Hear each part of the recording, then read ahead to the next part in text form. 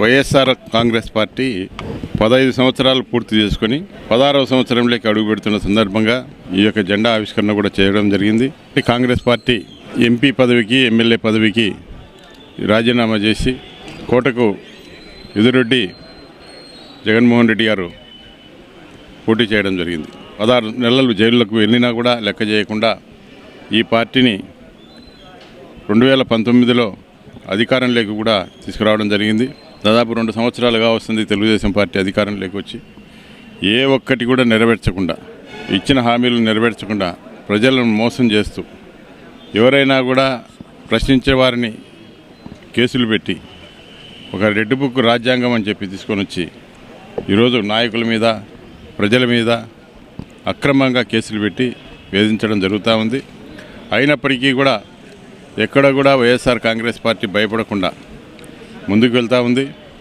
మరి ఈరోజు ఈ కూటమి ప్రభుత్వం వచ్చిన తర్వాత ముఖ్యంగా తిరుమల తిరుపతి దేవస్థానం విషయంలో ఈరోజు వాళ్ళు చేసిన అవినీతికి స్వీకరించుకుంటా ఉన్నా కూడా ఇంకా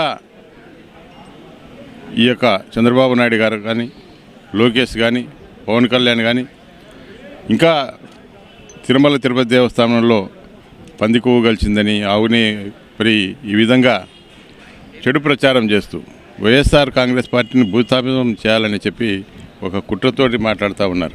వైఎస్ఆర్ కాంగ్రెస్ పార్టీకి ప్రజలు ఉన్నారు, వాస్తవాలు ప్రజలకు చెప్పగలిగినాం.